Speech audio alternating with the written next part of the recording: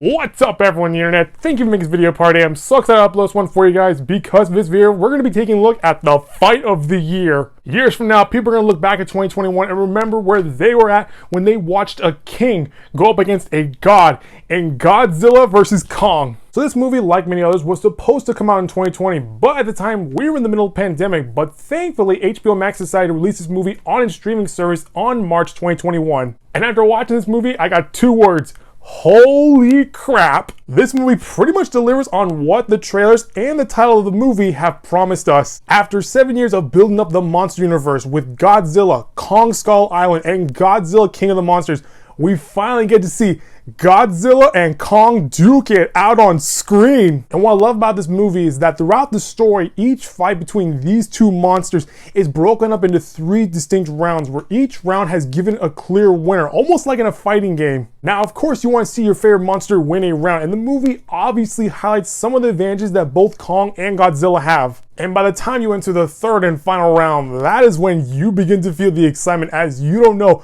who is going to come out on top. For me, I was always rooting for Godzilla because I always thought he was way more cooler than Kong. And I mean, come on, the dude literally obliterated Ghidorah in Godzilla King of the Monsters. But anyway, while I loved watching Godzilla just wreck shop throughout the entire movie, the story mainly focuses more on Kong. Makes perfect sense because when you look at the franchise, Godzilla has 2 movies under his belt, while Kong only has 1. So it's no wonder why Kong is the main center of the story. Also, one of the biggest flaws that most of these movies have kept repeating is that whenever we watch these big giant monster fights, for whatever reason the camera focuses on these fights from the human perspective. It's like the filmmakers think we're brain dead. I mean, like, here's a big shot of the monster fighting another giant monster and look how small we are compared to them. And I'm like, forget that, show me a wide angle shot of Godzilla and Ghidorah ramming into each other like a freight train. With Godzilla vs. Kong, the movie does a good job in showcasing each of the fights and where we see both Godzilla and Kong fight each other on screen.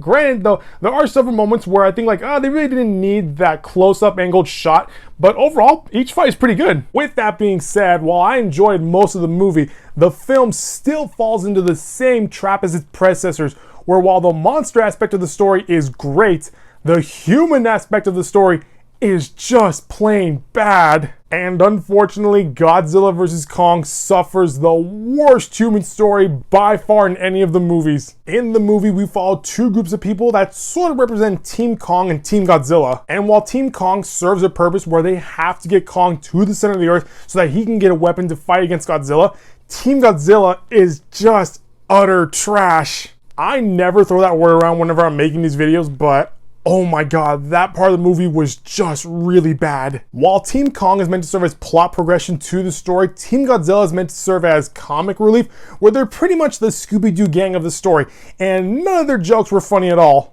And honestly, I feel bad for the actors given that their characters were pretty much thrown away. Thankfully, the movie mainly focuses on Team Kong, where they go on this journey with Kong in order to help him discover his origins and the history between him and Godzilla. So while the human aspect was pretty weak, the monster aspect saves the movie as we watch Kong and Godzilla fight to the death. Also, one of the things that is sort of hit or miss is the overall villain of the story. I feel like the movie really jumped the shark in terms of having this particular villain be the one that would make Godzilla and Kong work together in order to save the day. And while at first I was a bit surprised at how this story introduced the villain, all my worries went away when I saw Godzilla and Kong tag team on this fool. So overall, I pretty much enjoyed this movie, even though about almost half of it involves some of the worst human elements of the story. But thankfully, the movie's main focus is on what the title implies, where we have Godzilla and Kong, 2 of cinema's biggest monsters, throw down in the ultimate fight. Well, that's gonna do it for this video, guys. That was my overall view on Godzilla vs. Kong. If you like what you saw,